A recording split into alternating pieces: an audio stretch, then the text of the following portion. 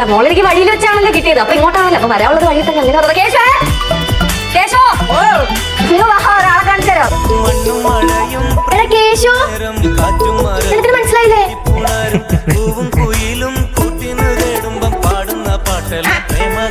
മോനെ പേര് പറഞ്ഞു. ഹരിത.